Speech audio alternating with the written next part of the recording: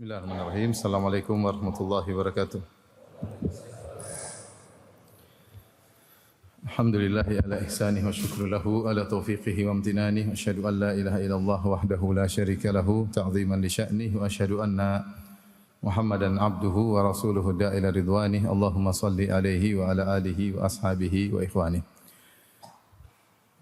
Ikhwan dan akhwat yang dirahmati oleh Allah Subhanahu wa taala, hadirin hadirat yang dimuliakan oleh Allah Subhanahu wa taala. Insyaallah pada kesempatan yang berbahagia ini kita akan menyampaikan materi dengan tema agar kita mudah untuk bersabar ya, atau kiat-kiat untuk bersabar. Karena kita tahu bahwasanya kehidupan ini adalah darul ibtila ya, tempat untuk diuji. Allah menciptakan kita memang untuk diuji ya. Alladzi khalaqal mauta wal hayata liyabluwakum ayyukum ahsanu amala. Dialah Allah Subhanahu wa taala yang menciptakan kehidupan dan kematian untuk menguji kalian siapa di antara kalian yang amalannya terbaik. Jadi mustahil seorang hidup di atas muka bumi ini tanpa diuji. Semua orang juga diuji ya. Sebagaimana si miskin diuji, si kaya juga diuji ya. Sebagaimana si miskin menangis, maka si kaya juga menangis. Sebagaimana rakyat jelata bersedih dan juga khawatir, demikian juga para pejabat, para penguasa, mereka juga bersedih dan mereka juga khawatir. Bahkan bisa jadi kesedihan mereka dan kekhawatiran mereka lebih besar daripada orang-orang biasa. Oleh karenanya, tidak ada seorang manusia pun di atas muka bumi ini kecuali pasti diuji. Karena demikianlah ujian adalah tabiat kehidupan. Laqad khalaqnal insana fi kabad. Sungguh kami telah ciptakan manusia dengan mukabadah, dalam kondisi bersusah payah, dalam kondisi menghadapi ujian-ujian. Makanya saya sering katakan, jika engkau melihat seorang sedang tersenyum, maka ada dua kemungkinan. Kemungkinan pertama, dia tersenyum dan dia menyembunyikan musibah yang sedang dia alami. Dia sedang diuji, namun dia pandai menata hati sehingga dia di hadapan orang lain dia tersenyum dan dia bisa menyembunyikan kepiluan hatinya ya. Ya. Ada seorang syekh ditanya, kenapa engkau selalu tersenyum? Dia mengatakan, senyumanku untuk kalian, tangisanku hanya untuk Allah Subhanahu wa taala. Ini kemungkinan pertama. Kemungkinan kedua, dia tidak sedang diuji, makanya dia tertawa, tapi dia menanti ujian berikutnya. Dia menanti ujian berikutnya. Karena demikianlah kehidupan, hanyalah berpindah seseorang dari satu ujian kepada ujian berikutnya. Oleh karenanya, ketika kita sadar bahwasanya hidup ini tidak lepas dari ujian, maka kita harus bersabar, dan pada kesempatan kali ini kita akan bahas kiat-kiat yang memudahkan kita untuk bersabar. Adapun yang pertama, ikhwan dan akhwat yang dirahmati oleh Allah Subhanahu wa taala, agar mudah bersabar, kita yakin bahwasanya semua yang menimpa kita sudah ditakdirkan oleh Allah Subhanahu wa taala. Ini adalah obat yang sangat manjur yang menjadikan seorang untuk bersabar. Bahwasanya apa yang menimpa dia tidak mungkin dia kabur darinya. Kata Nabi sallallahu alaihi wasallam kepada Ibnu Abbas, "Wa'lam ma asabaka lam yakun liyukhti'ak wa ma akhta'aka lam yakun liyusibak." Ketahuilah wahai Ibnu Abbas, apa yang menimpamu tidak akan meleset darimu, dan apa yang meleset darimu tidak akan menimpamu. Oleh karenanya, apa yang telah menimpa kita sudah tercatat di Lauhil Mahfuz 50.000 tahun sebelum Allah ciptakan langit dan bumi. Maka percuma kita tidak sabar, toh sudah tercatat. Tidak mungkin kita menghindar. Percuma kita menyalah-nyalahkan, dan percuma kita meraung-raung, merintih, sementara sudah ditakdirkan oleh Allah Subhanahu wa taala, dan tidak akan kita lolos dari apa yang telah Allah takdirkan tersebut. Ini di antara obat yang sangat manjur ketika kita terkena musibah, kita bilang qaddarullah. Qaddarullah wa ma syaa fa'al. Bahwasanya apa yang menimpa kita sudah ditakdirkan oleh Allah Subhanahu wa taala. Ini kiat pertama agar kita mudah bersabar apapun yang menimpa kita. Kalau sudah menimpa kita, maka kita bilang qaddarullah. Sudah takdir Allah Subhanahu wa taala, tidak bisa kita hindari. Terjadi perceraian, qaddarullah, sudah takdir ya. Ada keluarga yang meninggal, kita bilang apa? Qadarullah. Apabila kita kecurian, kita bilang qadarullah. Dimaki-maki orang, kita bilang apa? Qadarullah. Mau diapain? Ya, kita terkena sakit, kita bilang qadarullah. Masya Allah fa'al. Tidak mungkin kita menghindar. Tidak mungkin menghindar. Mau ikhtiar dengan ikhtiar semaksimal mungkin, tidak bakalan menghindar. Ma asabaka lam yakun liyukhti'ak. Apa yang menimpamu tidak akan bisa meleset darimu. Apa kata orang beriman? Qul la yusibana illa ma kataballahu lana. Katakanlah, tidak akan menimpa kita kecuali apa yang telah Allah takdirkan bagi kita. Taib, ini yang pertama. Kiat yang kedua, agar kita mudah untuk bersabar, kita yakin bahwasanya musibah yang menimpa kita kalau kita hadapi dengan kesabaran akan menggugurkan dosa-dosa, Ada khilaf di kalangan para ulama. Apakah musibah yang menimpa otomatis menghapuskan dosa-dosa, ataukah karena kita bersabar maka dosa-dosa kita terhapus? Pendapat yang lebih kuat, wallahu alam bisawab, jika bahwasanya terhapusnya dosa-dosa seseorang bukan karena sekedar musibah yang menimpa. Karena musibah yang menimpa itu dari takdir Allah Subhanahu wa taala, tapi Allah menilai seseorang dari sikap dia menghadapi musibah tersebut. Jika dia bersabar, maka dosa-dosanya akan diampuni dan diangkat derajatnya oleh Allah Subhanahu wa taala. Jika dia tidak bersabar, maka dia semakin terpuruk dan semakin jatuh di mata Allah Subhanahu wa taala.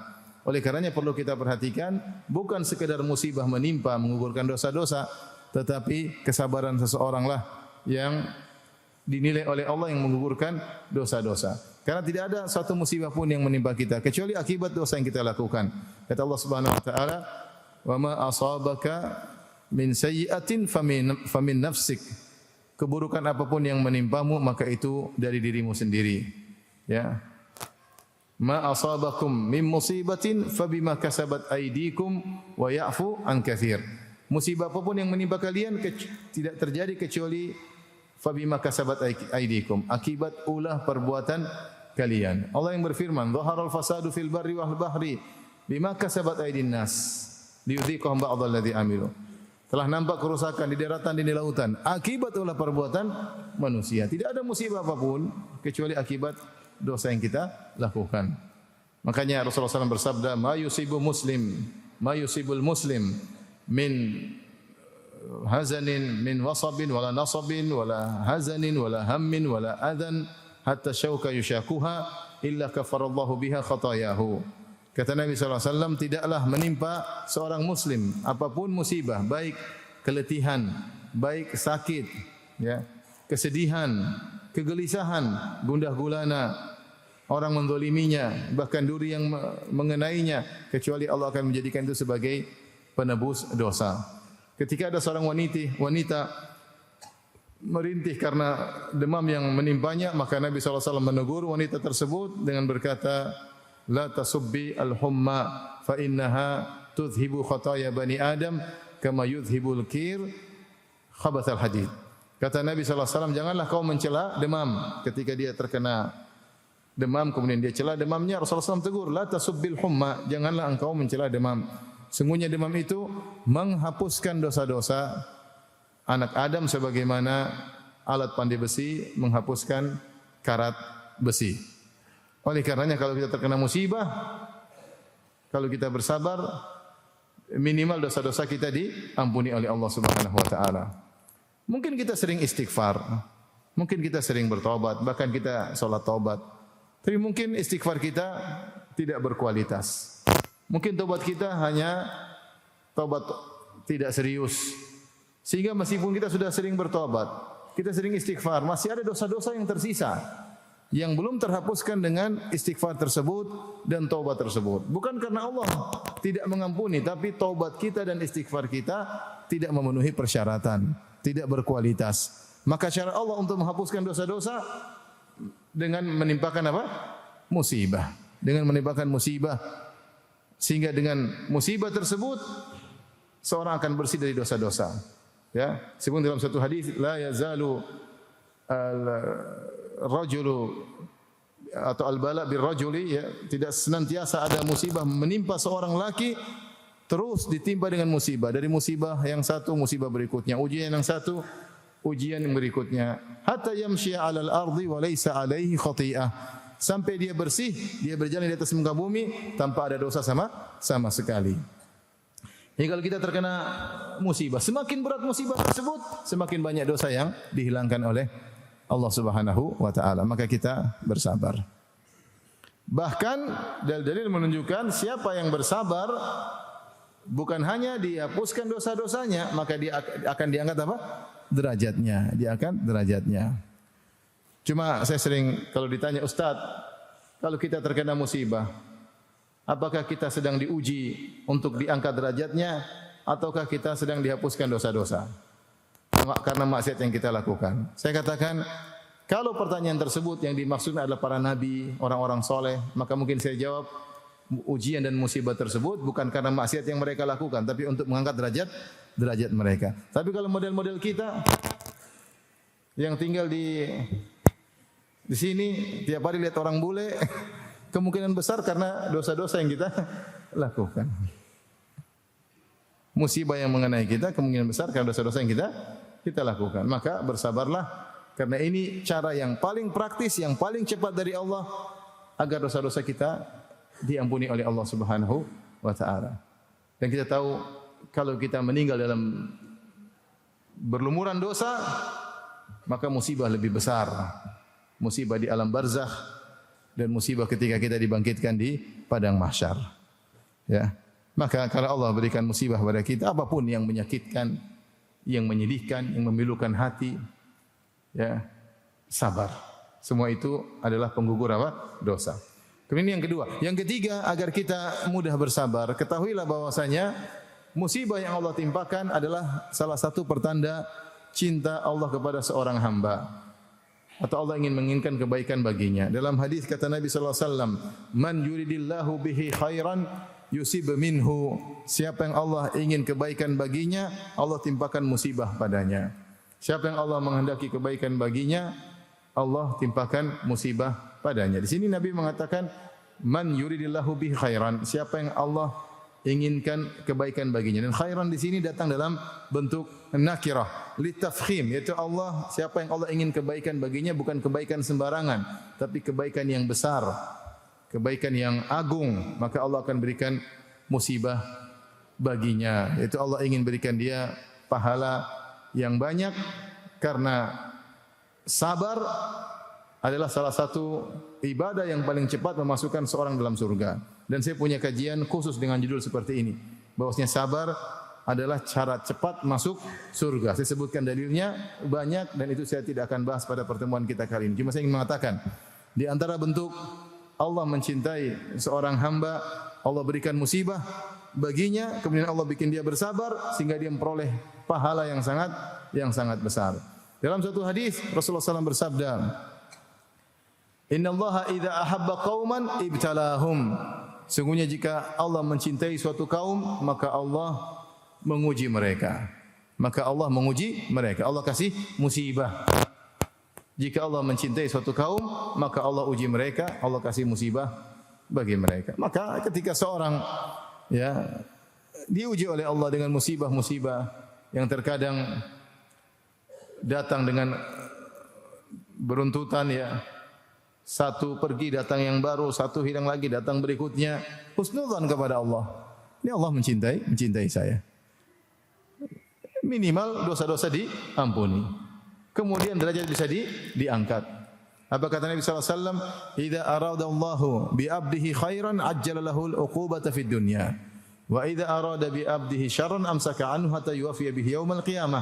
Jika Allah menghendaki kebaikan pada suatu hamba, Allah segerakan hukumannya di dunia. Dan itu mengurangi dosa-dosa. Dan jika Allah menghendaki keburukan pada seorang, maka Allah tahan hukumannya sampai Allah balas hukumannya dengan sempurna pada hari kiamat kelak. Betapa banyak orang-orang zalim dibiarkan oleh Allah dengan kezalimannya, di puncak kesombongannya, baru kemudian Allah cabut nyawanya. Allah tidak balas di dunia, balasnya nanti di alam barzakh dan juga di padang mahsyar di akhirat kelak. Oleh karenanya, di antara hal yang membantu kita untuk kuat dalam menghadapi ujian dan musibah, ini adalah tanda Allah cinta kepada kita. Oleh karenanya orang yang paling banyak ujiannya adalah orang yang paling beriman. Ketika Nabi SAW ditanya, "Man asyadun nasi balaan?" Ya Rasulullah, siapa orang yang paling banyak ujiannya? Maka Rasulullah SAW mengatakan, al-anbiya, yaitu para nabi. Itu orang yang paling dicintai oleh Allah Subhanahu wa taala. Tsumma salihun, kemudian orang-orang soleh. Tsumma al-amsal fal amsal, kemudian selanjutnya dan selanjutnya. Ya. Yubtala rajulu ala qadri imanihi. Seorang diberi ujian berdasarkan kadar keimanannya. Semakin seorang dicintai oleh Allah, semakin banyak ujiannya. Makanya kalau kita lihat Nabi SAW adalah orang yang paling banyak diuji. Sejak lahir sudah diuji. Lahir orang ayahnya sudah tidak ada, sudah yatim dan seterusnya. Ujian tidak berhenti pada Nabi SAW sampai akhir hayatnya. Kalau kita baca sirah Nabi, kita akan tahu betapa banyak ujian yang dihadapi oleh Nabi sallallahu alaihi wasallam. Ya, ujian dengan berbagai macam model ujian yang Allah berikan kepada Rasulullah sallallahu alaihi wasallam. Ya. Taib. Di antara kiat yang membantu kita untuk kuat bersabar, siapa yang bersabar, maka Allah akan beri solusi dari sisi Allah Subhanahu wa taala. Kita dapat masalah kehidupan, masalah rumah tangga, masalah ekonomi, ya. Allah mengatakan wasta'inu bis-sabri was-salat. Jadikanlah sabar dan salat sebagai penolongmu. Sabar adalah penolong, kata Allah Subhanahu wa taala. Salat, engkau mengeluhkan kepada Allah keluh kesahmu, kondisimu, ya. Selama kepala kita masih bisa kita sujudkan, kemudian kita berbisik-bisik kepada Allah sambil menangis, maka pasti ada solusi. Pasti ada solusi. Sementara kita masih bisa bersabar, pasti ada solusi. Allah yang mengatakan wasta'inu bis-sabri was-salat. Jadikanlah sabar dan salat sebagai penolongmu dalam menghadapi permasalahanmu. Di antara tafsir yang menakjubkan dari Al-Alusi rahimahullah dalam kitabnya Ruhul Ma'ani, beliau menyebutkan bagaimana Allah yang memberi solusi kepada Bani Israel setelah mereka diuji ratusan tahun dengan kekejaman Fir'aun dan bala tentaranya. Kata Allah Subhanahu wa taala, "Wa tammat kalimatu rabbikal husna 'ala bani Israil bima sabaru." Maka tetapkanlah oleh Allah Subhanahu wa taala keputusan Allah yang baik bagi Bani Israel bima sabaru, atas kesabaran mereka. Atas kesabaran mereka. Seandainya mereka tidak bersabar, maka tidak ada solusi. Tapi Allah mengatakan Allah memberikan kesudahan yang indah bagi mereka, di mana Allah menenggelamkan Fir'aun dan bala tentaranya dengan jumlah yang begitu banyak pasukannya, sementara Bani Israel sangat sedikit. Lasyidhimatun qalilun, mereka hanya sedikit, kata Fir'aun dengan sombongnya. Secara kasat mata, secara hukum materi tidak mungkin Bani Israel bisa selamat dengan kejaran Fir'aun dan tentaranya yang begitu banyak. Tetapi kata Allah, wa tammat kalimatu rabbikal husna ala Bani Israil bima sabaru. Maka Allah tetapkan keputusan yang indah bagi Bani Israel dengan menyelamatkan mereka. Kenapa? Bima sabaru, karena mereka bersabar. Al-Alusi mengatakan, jika seorang bersabar, Allah akan beri solusi dari sisi Allah Subhanahu wa taala. Ini adalah faedah, manfaat yang paling besar yang buat seorang mudah untuk bersabar. Kalau kau hadapi permasalahan, ingin solusi dari dirimu atau ingin solusi dari Allah? Kalau kau ingin solusi dari dirimu, ya sudah enggak usah bersabar, ngamuk sana ngamuk sini. Mungkin kau dapat solusi, tapi efek negatifnya banyak, efek sampingnya banyak. Entah muncul sekarang atau belakangan. Tapi kalau kau ingin solusi dari Allah Subhanahu wa taala, sabar. Allah punya cara. Enggak usah ngamuk-ngamuk, tidak usah curhat di medsos, enggak perlu. Kamu salat, berdoa, ikhtiar, serahkan sama Allah, bersabar. Ya, jangan ngamuk-ngamuk di medsos, ya. Jangan maki-maki di medsos, sabar. Apalagi maki-maki di rumah, kasihan istri, ya. Jadi sabar, solusi akan datang dari Allah dengan cara Allah yang tidak pernah kau duga, Oleh karenanya, di antara hal yang bantu kita untuk bersabar agar permasalahan kita selesai, ya, sabar. Karena kalau kita sabar, solusi akan datang. Kita mau teriak, enggak usah teriak. Kita mau marah, mau melampiaskan kemarahan, enggak usah, sabar, sudah tenang aja. Istighfar, baca Quran, sambil berusaha ikhtiar. Akan datang solusi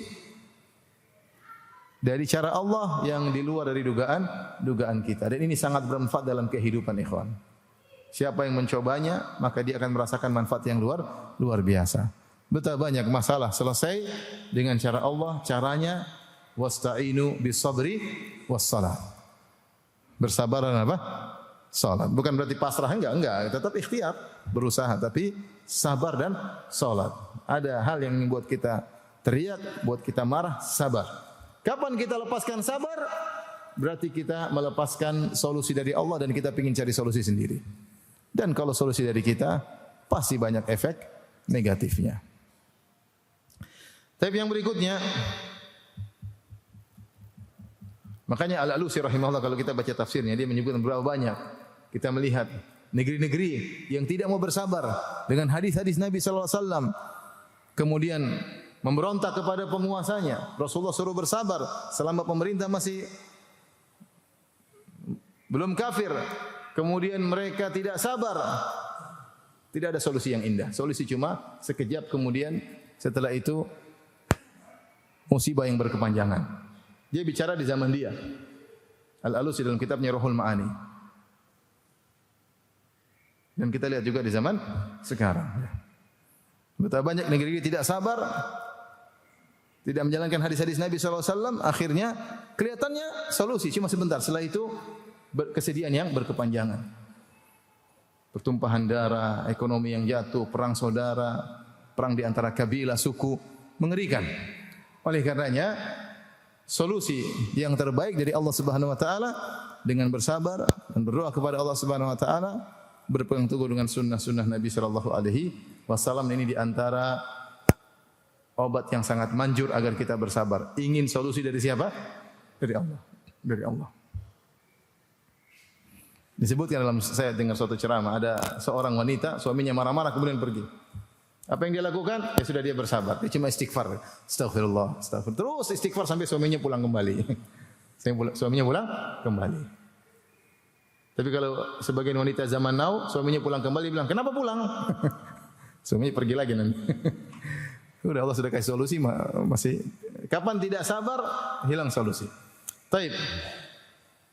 Yang berikutnya di antara hal yang bantu kita untuk bersabar. Sabar, bahwasanya musibah itu adalah salah satu dari pernak-pernik kehidupan yang tidak mungkin kita hindari. Yang mungkin kita, pasti akan menimpa kita. Ibnu Taimiyah rahimahullah mengibaratkan dengan cuaca. Bukankah kalau kamu hidup ada cuaca, ada hujan, ada musim panas, ada musim dingin. Kalau di sana di di Syam, ya, ada musim dingin sekali, panas sekali. Tidak bisa kau hindari, tapi kau akan sabar karena kau tahu ini akan terlewatkan. Musim dingin ya akan lewat, musim panas akan lewat. Demikian juga namanya ujian kehidupan, akan datang dan akan pergi. Ya, akan datang dan pergi. Hujan tidak selamanya hujan, akan berubah cuaca. Panas tidak akan panas selamanya, akan berubah cuaca. Dingin tidak selamanya dingin, akan berubah cuaca. Musibah seperti itu. Musibah seperti itu adalah pernak-pernik kehidupan yang tidak mungkin kita hindari. Nah, kalau kamu tahu kamu tidak bisa menghindarinya, sabar. Sudah, nanti akan pergi. Kan? Akan pergi. Ya. Bahkan perkataan indah dari seorang, dia mengatakan, kalau suatu musibah tidak bisa kau hindari, maka itu bukan musibah. Itu namanya lika-liku kehidupan. Seperti contohnya di mana? Seperti tinggal di Jakarta. Tinggal di Jakarta, di antara musibah harian macet. Tiap hari macet. Jangan dianggap musibah. Jangan dianggap problematika. Sudahlah, itu tidak bisa kau hindari, anggap saja lika-liku apa? Kehidupan. Mau gimana? Kalau tidak mau macet ya jangan tinggal di Jakarta. Kalau tinggal di Jakarta pasti apa? Macet. Pasti macet. Ya sudah, anggap saja itu adalah pernak-pernik kehidupan. Jalani ya. Nah, saya katakan bahwasanya demikian juga namanya musibah, namanya ujian kehidupan. Siapa sih tidak diuji? Siapa sih tidak menangis?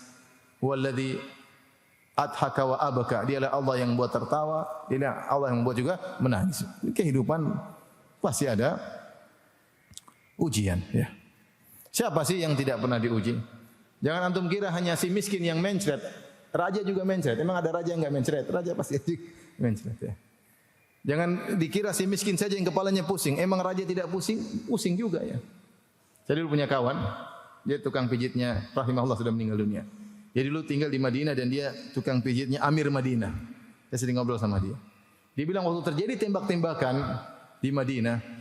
Kata dia, Ustaz, itu Amir 3 hari tidak bisa tidur. Saya tukang pijitnya tidur.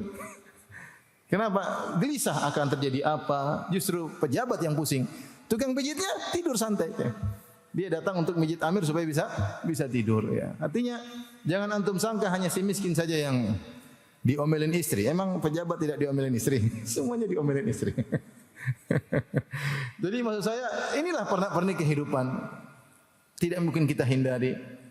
Akan datang, suatu saat akan apa? Pergi. Sebagaimana cuaca. Jadi dengan tatkala kita menganggap ujian kehidupan seperti cuaca yang silih berganti, ya udah sabar aja. Sabar aja. Ini sudah kodratnya kita harus diuji. Ini lanjut atau berhenti? Lanjut aja. Sudah kodratnya kita bakalan diuji oleh Allah Subhanahu wa taala, dan tidak mungkin kita bisa menghindar dari ujian tersebut sebagaimana cuaca yang tidak kita bisa menghindar darinya. Ya. Dan tatkala kita mengerti tabiat kehidupan seperti ini, akan ada kerinduan dari kita untuk mencari kehidupan baru yang tidak ada ujiannya sama sekali. Dan kehidupan baru tersebut hanya ada di surga, hanya ada di surga. Oleh karenanya ketika Imam Ahmad ditanya, kapan seorang mukmin istirahat? Kata Imam Ahmad, ketika dia meletakkan kakinya di surga baru dia akan beristirahat. Sebelum dia meletakkan kakinya di surga tidak ada namanya istirahat. Ujian akan datang silih berganti. Semakin Anda beriman semakin tinggi ujian. Hanya saja bentuk ujian berbeda-beda sebagaimana yang Allah kehendaki. Taib, kiat berikutnya agar seorang kuat untuk bersabar, ya, husnudzan kepada Allah, bahwasanya ketika Allah memberi ujian kepadamu, seharusnya kau mampu untuk menghadapinya. Seharusnya kau mampu untuk menghadapinya. Dan berbaik sangka kepada Allah. Alhamdulillah Allah tidak berikan saya ujian yang lebih besar, yang belum tentu saya mampu untuk menghadapinya. Oleh karena kalau kita lihat seorang diberi ujian sesuai dengan tidak sama ujian orang-orang. Ustadz ujiannya ini ujiannya ini, pejabat ujiannya ini, rakyat jelata ujiannya ini. Yang pada hakikatnya seorang kalau bertakwa kepada Allah, dia akan bisa menghadapi ujian tersebut. Dan kita syukuri, seandainya saya dikasih ujian lebih besar, belum tentu saya bisa hadapi. Ketika Allah pilihkan ujian ini untuk saya, berarti Allah tahu kapasitas saya. Seharusnya saya bisa apa? Menghadapi. Maka nikmati saja ujian tersebut. Yakin bahwasanya kita bisa menghadapi karena Allah yang pilihkan ujian tersebut. Seandainya Allah berikan ujian yang lain, belum tentu kita kuat untuk menghadapinya. Sehingga kita bersabar, ya. Ya akhi, kalau kita lihat orang diuji dengan ujian tertentu, saya bilang kalau saya di posisi dia, mungkin saya tidak bisa hadapi. Seperti itu, kadang kita lihat teman-teman kita diuji. Saya bilang kalau saya di posisi dia, saya tidak kuat. Alhamdulillah kita sedang diuji dengan ujian yang kita kuat menghadapinya. Seandainya kita diuji dengan ujian teman kita, belum tentu apa? Belum tentu kuat. Belum tentu kuat, ya. Dan ini juga bermanfaat kalau kita berbicara tentang selain ujian musibah, ujian kekayaan. Kalau antum melihat ada teman-teman antum yang kaya raya, antum pikir seandainya saya diuji dengan seperti dia, diberi kekayaan yang banyak, belum tentu saya bisa bersyukur. Mungkin saya malah malas ikut kajian. Orang mungkin datang ke Baitul Ma'mur lagi kajian, saya tidur, ya. Karena sibuk dengan kekayaan. Orang lagi baca Quran, saya sedang hitung kekayaan saya, saldo debit saya hitung terus. Orang lagi sibuk zikir pagi petang, saya sedang telepon sibuk ngurusin pegawai. Gimana gini. Makanya ya sudahlah, ya. Apa yang Allah berikan itu yang terbaik. Kalau kita diberikan lebih, belum tentu kita bisa bersyukur. Ada saatnya kalau memang kau pantas untuk diuji dengan ujian seperti itu, maka Allah akan berikan. Taib. Di antara kiat yang membantu kita untuk bisa bersabar, di antaranya kita husnudzan kepada Allah Subhanahu wa taala. Sungguhnya Allah memberikan kita ujian ini yang mampu kita hadapi untuk menghindarkan kita dari ujian yang lebih besar. untuk menghindarkan kita dari ujian yang lebih besar. Seandainya kita tidak diuji dengan ujian ini, mungkin kita akan terjebak dalam ujian yang lebih besar yang tidak kita mampu. Yang tidak kita mampu. Makanya ada istilah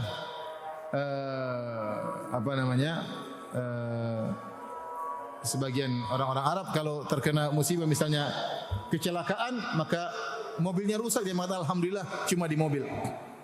Alhamdulillah kita selamat. Ya, alhamdulillah kita selamat. Ya. Ya, ini ujian bisa kita hadapi. Mungkin kecelakaan ini, kalau kita tidak kena kecelakaan ini, mungkin ada kecelakaan yang lebih besar yang merenggut nyawa kita. Allah yang lebih tahu. Maka disebutkan ada seorang panglima perang. Dia terkena musibah, entah jatuh entah apa, sehingga kakinya sakit. Dan dia menghadapi musibah tersebut, ujian tersebut dengan sabar.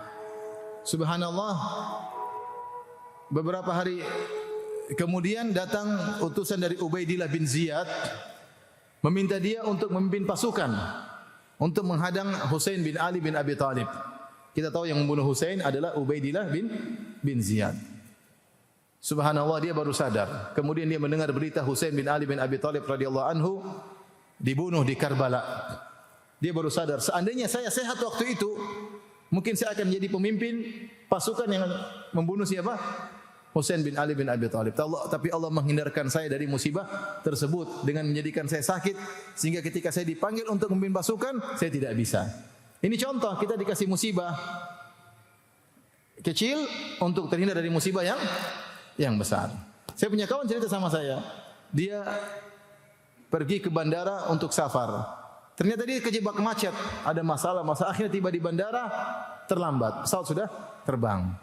Musibah bagi dia, kehilangan safar, mungkin ada janji mau ketemu siapa, ya.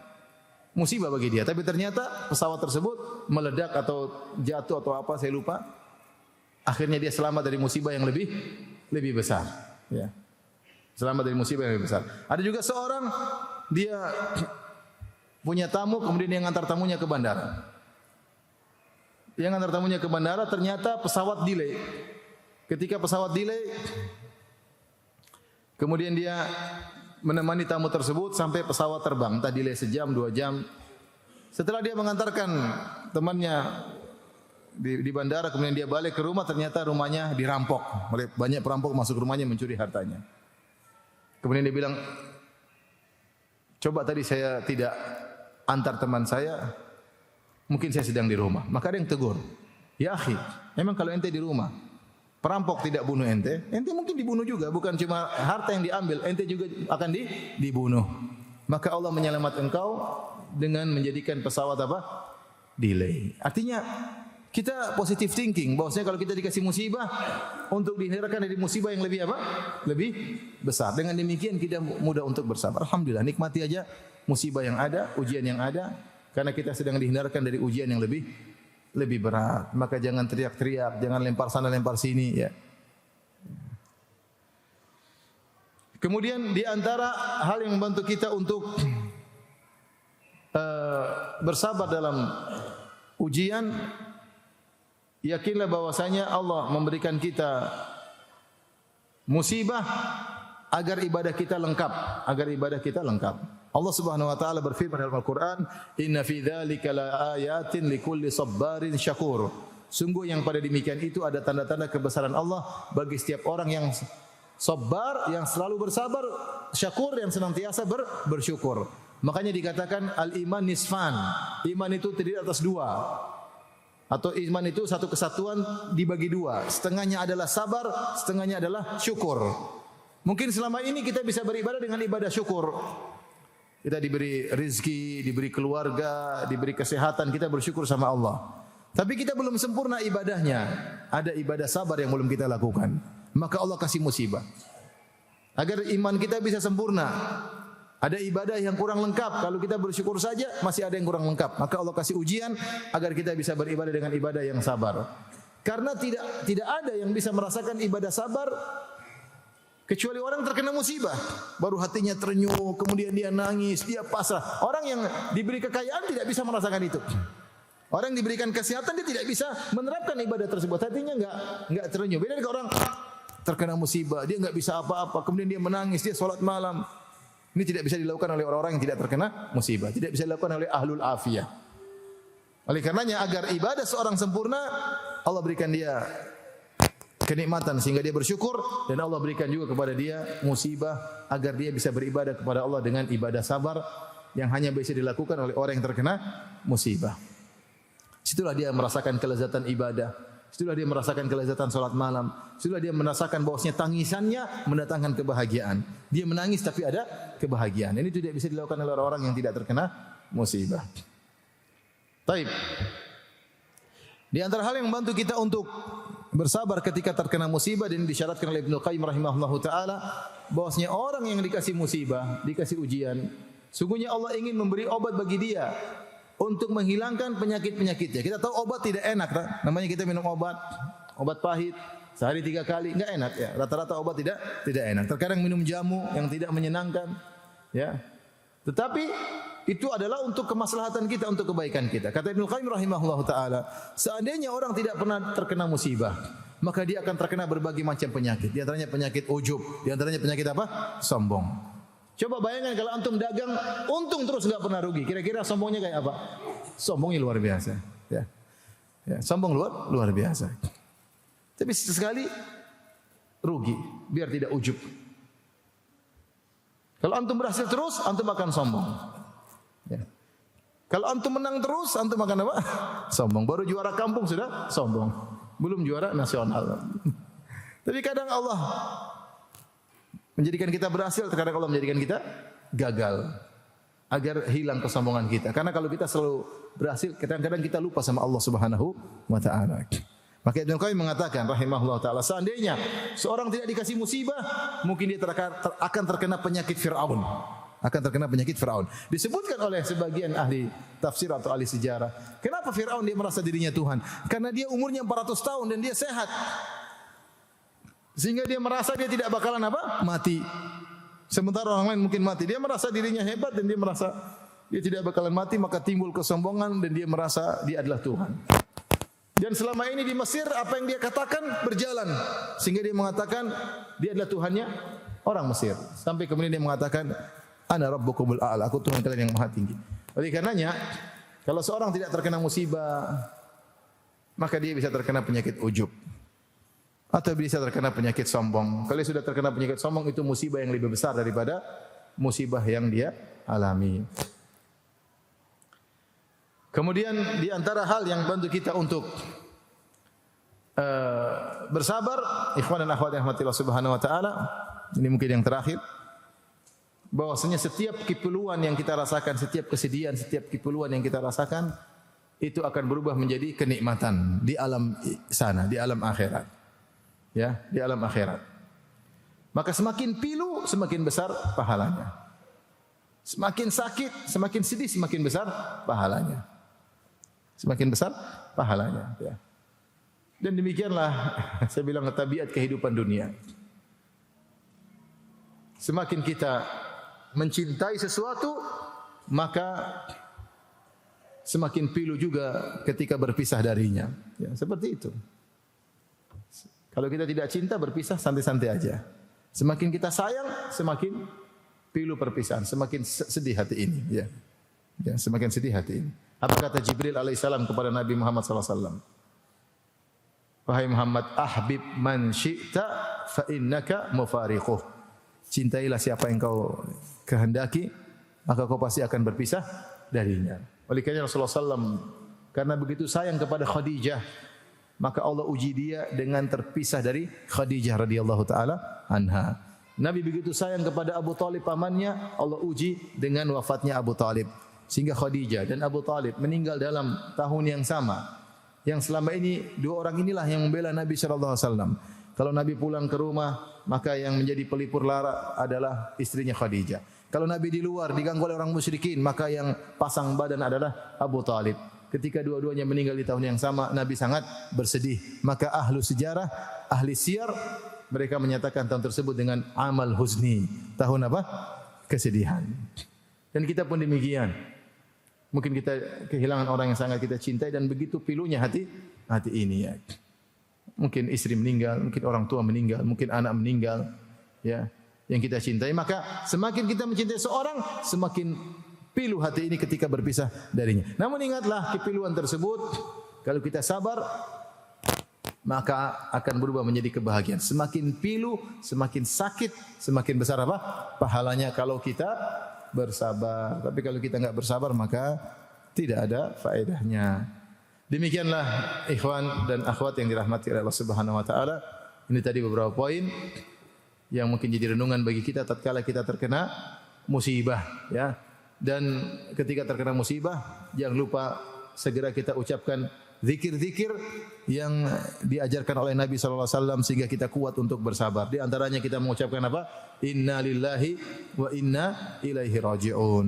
Ketika terkena musibah apapun, bilang inna lillahi wa inna ilaihi raji'un. Kita ini milik Allah dan kita akan kembali kepada Allah Subhanahu wa taala. Harta kita, istri kita, diri kita, semuanya milik Allah. Kalau Allah ingin ambil, maka itu hak Allah Subhanahu wa taala. Kemudian kalau kita terkena musibah, kita mengatakan alhamdulillahi ala kulli hal. Ya, segala puji bagi Allah atas segala kondisinya.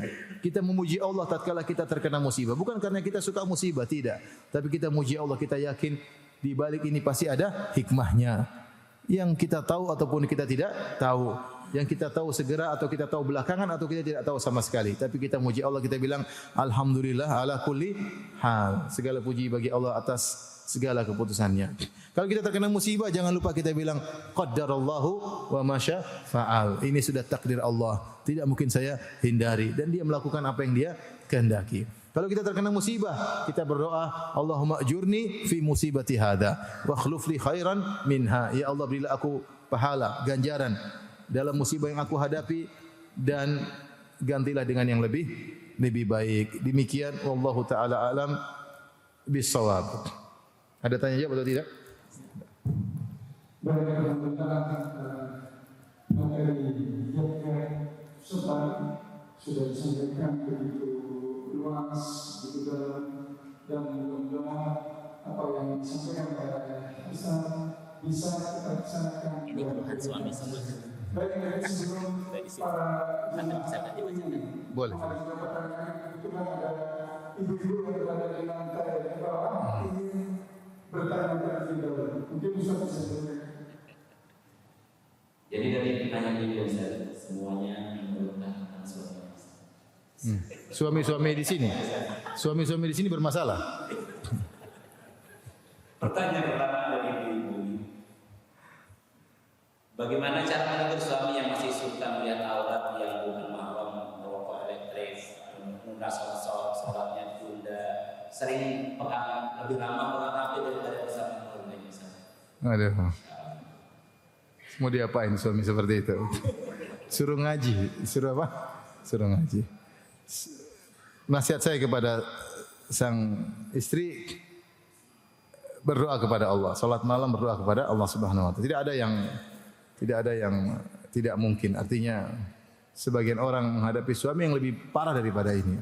Berdoa kepada Allah Subhanahu wa taala, menangis minta kepada Allah agar beri hidayah kepada suami. Kemudian mulailah ajak suami ngaji, ya, ngaji dengan ilmu yang benar, yang ilmu tersebut menambah ketakwaan pada dirinya, ya.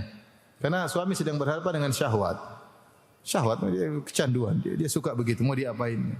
Ya, suka melihat aurat orang lain sama aurat istrinya, mungkin bosan, ya. Dengan kata pepatah, rumput tetangga lebih apa? Lebih hijau, mau diapain? Lagi di sini banyak makhluk halus sama putri duyung, ya. Banyak. Subhanallah, ya. Saya kapan pergi ke suatu daerah di kampung, kemudian saya pergi ke suatu daerah, saya snorkeling. Sebelum saya snorkeling, ternyata saya ketemu ikan duyung lagi berkeliaran. Aduh, repot. Di sini ternyata ikan duyungnya berjalan-jalan di jalan, bukan cuma di laut. Oleh karenanya, ya, ujian berat yang tinggal di sini, ya. Maka wanita, seorang istri berdoa kepada Allah hidayah di tangan Allah, hati yang menguasai adalah Allah Subhanahu wa taala. Kemudian dua, ajak pengajian. Perkenalkan dia dengan teman-teman yang soleh, yang mengingatkan dia atau mengantarkan dia pada kebaikan. Komunitas itu sangat penting. Teman-teman pengaruh luar biasa. Ketika dia temu teman-teman punya kebiasaan tertentu, bawa kepada hobi-hobi yang bermanfaat. Ya, hobi yang bermanfaat sehingga dia tidak seperti. Yang ketiga, jangan lupa sang wanita lebih meningkatkan servis ya. Jangan lupa ke salon ya. Kemudian perbaiki penampilan, berhias untuk suami. Kemudian apa namanya? Mungkin fitness ya. Karena saingannya ikan duyung repot. Ya itu adalah usaha ya. Ingatkan kepada suami untuk bertakwa kepada Allah Subhanahu wa taala. Bacakan firman Allah, "Qul lil mu'minina yaghuddu min absarihim." Katakanlah kepada orang beriman untuk menundukkan apa? Pandangannya. Bilang, "Mas, kalau kamu tundukkan pandangan, Allah akan berikan bahagia. Tapi kalau kamu umbar pandangan, Allah akan cabut kebahagiaan." Percuma Mas lihat-lihat, Mas cuma ngiler tapi enggak bisa nyicipin, percuma. Ya. Tundukkan pandangan, Allah akan kasih kepuasan, Allah akan kasih kebahagiaan. Kalau semakin mengumbar pandangan, hilang kelezatan. Hilang kelezatan, hanya hidup dalam khayalan. Hanya ngiler, tidak bisa mencicipi. Dan ini diantara dampak dari maksiat. Mungkin ini yang bisa saya sampaikan ya. Semoga ibu bersabar ya. Dan Allah memberikan hidayah kepada suami ibu. Amin ya rabbal alamin. Satu lagi ibu Ustaz, ini mungkin bentuknya hiburan saja. Ya. Jadi ada ibu yang suaminya sudah divonis, suaminya atas tadi tidak, dan dia selalu sedih setiap hari. Bagaimana cara dia bersabar dengan itu? Mungkin setelah ini baru kita silakan berdoa untuk pertanyaan. Kita bilang ya memang sedih, wajarlah. Kekasih kita, suami kita, teman hidup kita terkena penyakit ya. Tapi tadi kita bilang alhamdulillah ala kulli hal ya. Segala puji bagi Allah atas segala keputusannya. Ikhtiar terus dilakukan ya. Tapi demikianlah, kanker adalah ujian yang berat. Oleh karena di antara hikmah subhanallah, sebagian ulama di penghujung hayatnya Allah beri penyakit kanker. Supaya apa? Supaya benar-benar derajatnya tinggi. Sebagaimana musibah Allah berikan kepada orang-orang terpilih. Abu Bakar radhiyallahu anhu dua tahun memimpin, kemudian sakit parah. Umar bin Khattab radhiyallahu anhu ditikam oleh Abu Lu'lu' al-Majusi supaya memperoleh pahala syahadah. Sebagaimana dia minta kepada Allah agar mati syahid, Allah punya cara agar dia mati syahid dengan ditikam oleh Abu Lu'lu' al-Majusi ketika sedang salat subuh. Di antaranya Utsman bin Affan dikepung oleh orang-orang yang memberontak kemudian menikamnya di hadapan istrinya. Beliau sedang baca Quran sehingga darah menetes di Al-Quran. Tidak lain agar dia memperoleh pahala yang tinggi dengan diberi ujian yang besar. Ali bin Abi Thalib ketika mau ke salat subuh ditikam di kepalanya oleh orang Khawarij. Husain bin Ali bin Abi Thalib ditikam di Karbala. Al-Hasan diracun. Mereka adalah orang-orang pilihan. Orang-orang pilihan. Nabi SAW juga di antaranya agar mendapatkan pahala syahadah. Beliau diracun ketika perang Khaybar dan 3 tahun kemudian beliau meninggal dunia sallallahu alaihi wasallam. Dan demikian juga para ulama. Setahu saya Syekh Utsaimin rahimahullah meninggal karena terkena penyakit kanker. Setahu saya gurunya Syekh Abdurrahman bin Nasir As-Sa'di, As-Sa'di rahimahullah juga meninggal karena apa? Kanker. Di penghujung hayat Allah berikan ujian yang berat ya. Kalau demam kata Rasulullah SAW, la tasubbil humma fa innaha tudhibu khataya bani Adam kama yudhibul kir khabathal hadid. Jangan kau mencela demam. Sungguhnya demam akan menghapuskan dosa-dosa anak Adam sebagaimana alat pandai besi menghapuskan, menghilangkan karat. Kalau demam saja menghapuskan dosa begitu banyak, apalagi penyakit kanker yang berat luar biasa ya. Oleh karenanya dalam kesedihan tetap memuji Allah Subhanahu wa taala, tetap kasih semangat pada suami. Yang penting dalam kondisi bertakwa kepada Allah. Sakit enggak sakit jangan lupa baca Quran, jangan lupa zikir pagi petang. Jangan lupa beribadah, kalau ada sedikit uang sedekah ya. Ibu puasa sunnah, berdoa sama Allah supaya suami disembuhkan, tapi semua keputusan serahkan kepada Allah Subhanahu wa taala. Dan di antara hal yang Di antara hal yang yang menjadikan saya membantu saya untuk tidak begitu bersedih. Ketika ibu saya meninggal, ya, ibu saya terkena penyakit gula ya, dan berobat mungkin 10 tahun lebih. Tapi dia sabar ya. Kemudian ketika pandemi yang kedua, ketika Delta dia terkena Delta dan akhirnya meninggal dunia. Ketika meninggal dunia, saya sedih sebentar. Saya cuma bilang inna ilaihi raji'un ya. Kemudian saya solatkan, kemudian saya kuburkan. Setelah itu beberapa hari, tiba-tiba saya sedang mandi. Setelah beberapa hari, saya nangis sendiri tanpa saya sadari. Saya baru tahu bagaimana rasanya kehilangan orang yang kita cintai. Tapi kemudian saya setting diri saya. Saya bilang, ya mungkin Allah menghendaki dia pada kehidupan yang lebih baik daripada kalau dia terus kena penyakit gula, kemudian menghadapi penyakit yang tidak ada hentinya.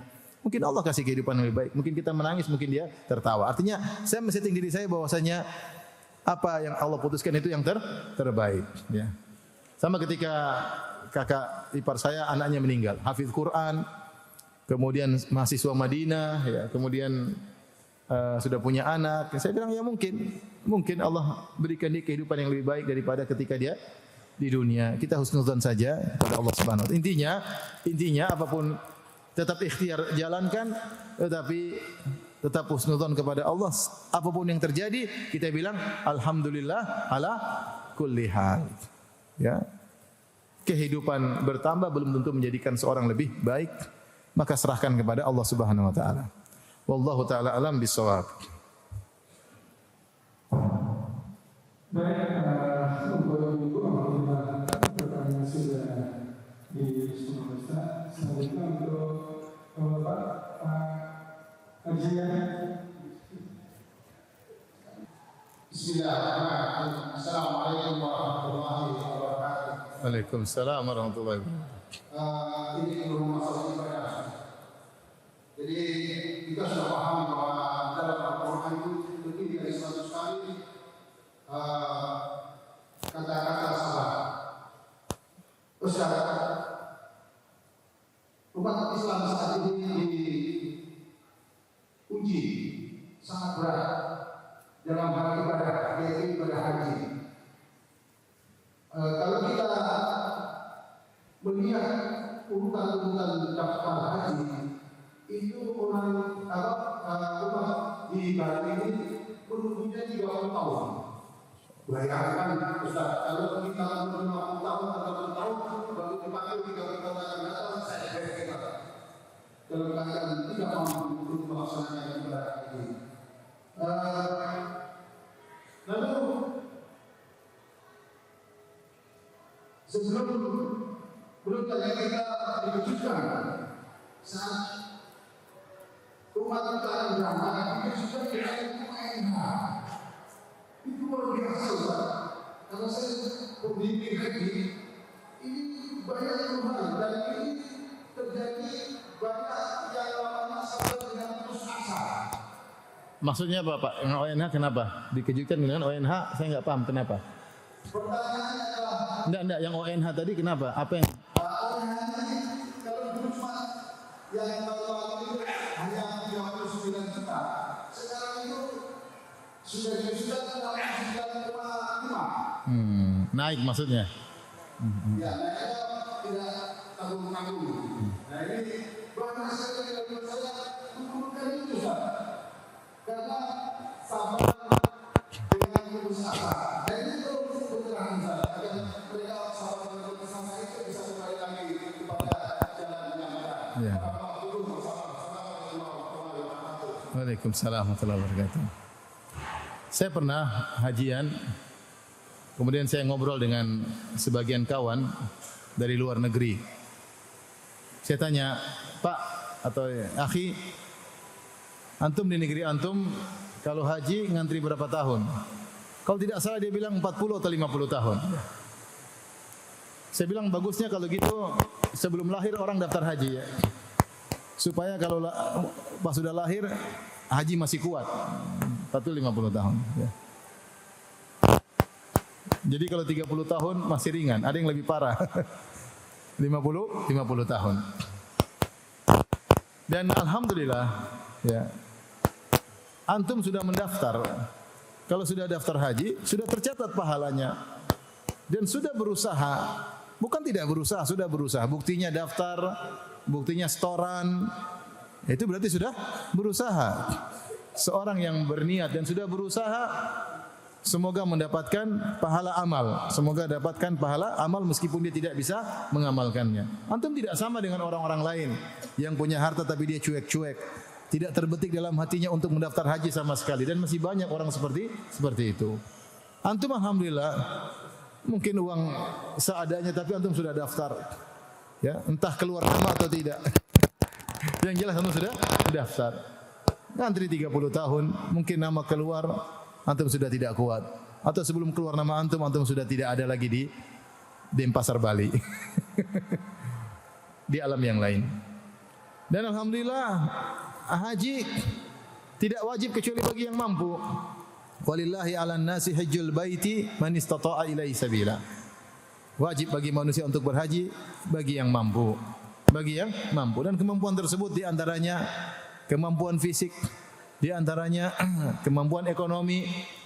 Kalau para fuqaha mengatakan kalau seorang ingin berhaji, dia harus punya zat, yaitu bekal dalam perbekalan, dalam perjalanan, dan dia punya bekal yang dia tinggalkan untuk keluarganya. Baru dia boleh haji. Di antaranya kemudian perjalanan dalam kondisi aman. Nah antum, qadarullah, kalau sudah berusaha namun belum ada kemampuan. Belum ada kemampuan dalam artian harus nunggu antrian, ya. Tentunya semua orang rindu untuk bisa berhaji. Dan haji adalah ibadah yang menakjubkan, yang luar biasa, ya.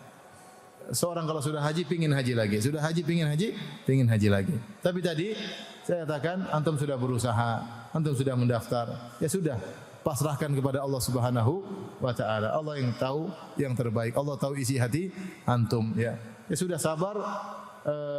Ada usaha-usaha yang bisa dilakukan. Kalau ada silakan lakukan agar bisa haji lebih cepat, ya. Tetapi harus syar'i, Saya cerita, ini sekedar cerita, bukan untuk ditiru, ya. Saya punya kawan dari Kalimantan, ya. Kemudian dia daftar haji panjang. Terus bagaimana caranya? Dia daftar haji lewat negara Afrika. Saya nggak tahu gimana caranya. Lewat Afrika. Kemudian ketika ditempatkan di kemah Afrika. Dia cerita sama saya. Jadi tidur sama orang Afrika. Kemudian ketika dia ngantri makan diusir. Diusir karena dia tidak berkulit hitam seperti mereka. Diusir. Terus dia bilang, nih gelangnya Afrika. Orang yang bagi heran, ini Afrika kok lain sendiri. Tapi ini di antara usaha agar bisa haji lebih cepat, terlepas syar'i atau tidak syar'i. Tapi jangan usaha tanpa cara yang syar'i. Jangan. Kita ingin ibadah haji, ingin lurus-lurus, ingin jujur. Kalau ternyata tidak dimudahkan oleh Allah, kita sudah punya niat dan sudah berusaha. Dan orang yang sudah berniat dan berusaha, pahalanya seperti melakukannya. Nabi SAW bersabda, "Idzal taqal muslimani bisayfayhima fal qatil wal maqtulu finnar." Jika bertemu dua orang mukmin, dua-duanya pakai pedang untuk saling membunuh, maka yang membunuh masuk neraka dan yang dibunuh juga masuk neraka. Maka sahabat bertanya, "Hadzal qatil ya Rasulullah, yang membunuh masuk neraka jelas karena dia yang bunuh. Fama balul maqtul, kenapa yang terbunuh juga masuk neraka?" Nabi menjelaskan, perhatikan ini. "Innahu kana harisan ala qatli sahibihi." Dia tadinya juga sudah niat bunuh, dan dia sudah berusaha, cuma dia kalah kedahuluan. Meskipun dia tidak berhasil bunuh temannya, tapi dia sudah niat dan dia sudah berusaha, maka dia dapat dosa seperti membunuh. Seperti apa? Membunuh. Jadi dalam kaidah, jika seorang sudah berniat dan sudah berusaha, meskipun tidak berhasil, dia mendapatkan pahala apa yang ingin dia lakukan tersebut. Ibarat ada seorang mau mencuri, kemudian dia bawa tangga, kemudian dia baru naik, ketahuan, dia sudah dapat pahala dosa apa? Mencuri. Seperti seorang kemudian naik pohon kedondong, kemudian ingin curi buah kedondong. Ibarat tahu-tahu ketahuan sama pemilik pohon kedondong. "Kamu ngapain?" Kata dia, "Ngambil layangan." "Buat apa?" "Buat rujak." Meskipun tidak berhasil mencuri, tetap dapat dosa apa? Mencuri. Oleh karenanya Nabi SAW bersabda, Inna bil Madinah la rijalan masirtum masiran wala qata'tum wadiyan illa kanu ma'akum habasahumul uzur. Ketika perang Tabuk kata Nabi SAW, sungguhnya di Madinah ada beberapa orang, tidaklah kalian melewati satu jalan kecuali mereka bersama kalian. Tidaklah kalian melewati lembah kecuali mereka bersama kalian. Artinya pahalanya sama. Meskipun mereka di Madinah. Kenapa? Habasahumul uzur. Mereka tidak bisa ikut karena ada uzur syar'i. Mereka sakit. Maka kaidah menyatakan seorang jika sudah berusaha dan berniat tidak berhasil tetap dapat pahala apa yang dia tujukan tersebut. Wallahu taala alam bisawab. Baik, terakhir untuk diskusi Assalamualaikum warahmatullahi wabarakatuh. Waalaikumsalam warahmatullahi wabarakatuh. Ustaz, kami telah mendengar petunjuk dan beberapa kali mendapatkan petunjuk mengenai musibah itu harus sabar. Kemudian yang kami tanyakan adalah kalau secara orang-orang pribadi sabar itu sering kami beri keterangan dan contohnya. Tapi yang belum atau yang ingin kami tanyakan bagaimana kalau musibah ini tingkatnya dengan orang-orang kami sudah ke umat. Ini tanyakan karena saya mendengar atau membaca lanjutan dari ayat kalimat umat Allah itu berarti dia keluar itu apakah musibah yang terjadi pada umat itu karena kita tidak sadar dan tidak pandai dalam berlomba tidak memperhatikan ataukah sebagian lain? Oke. Karena kita kurang paham dan tidak tahu ilmu teknik tentang terima kasih. Ya, terima kasih. Jazakumullah khairan atas pertanyaannya. Kaidah menyatakan sebagaimana saya katakan tadi, ma asabakum min musibatin fa fima kasabat aydikum. Tidak ada musibah yang menimpa kalian kecuali akibat ulah perbuatan kalian. Bahkan Allah menceritakan tentang musibah yang umum, zaharul fasadu fil barri wal bahri bima kasabat aydin nas. Telah nampak kerusakan di daratan dan lautan akibat ulah perbuatan sebagian manusia tentunya. Tapi sebagian manusia melakukan maka musibah umum menimpa sehingga orang-orang yang baik pun harus bersabar. Kalaupun mereka meninggal dalam musibah tersebut, summa yub'atsuna ala niyatim, kata Nabi sallallahu alaihi wasallam akan dibangkitkan sesuai dengan apa niat mereka. Tapi kalau kita lihat kondisi kaum muslimin, artinya kita menuju pada perbaikan tetapi masih banyak kekurangan, tapi kita tidak boleh pesimis ya. Kaum muslimin yang bermuamalah dengan riba masih banyak. Kaum muslimin yang tidak suka diterapkan syariat masih banyak, enggak suka kalau syariat diterapkan ya. Kaum muslimin yang masih percaya sama dukun masih banyak. Kaum muslimin yang benci dengan syariat ya, masih banyak. Kaum muslimin yang tidak pakai jilbab masih banyak. Kaum muslimin yang nonton film-film tidak benar, drama Korea, drama India masih banyak. Ibu-ibu yang nonton layangan putus masih banyak. Artinya kita masih perlu banyak perbaikan mulai dari diri kita. Tapi kita berharap bahwasanya ujian-ujian tersebut bisa menggugurkan dosa-dosa dan mengangkat derajat. Tidak boleh kita pesimis. Dan alhamdulillah dakwah terus berjalan. Saya bilang saya tinggal di Jakarta. Dulu mungkin masjid-masjid kosong, sekarang masjid-masjid ramai. Bahkan di instansi-instansi pemerintah orang-orang sholat ramai. Bahkan kalau Ramadan masjid-masjid full dengan iktikaf yang dulu tidak ada. Dulu tidak ada. Ya. Alhamdulillah.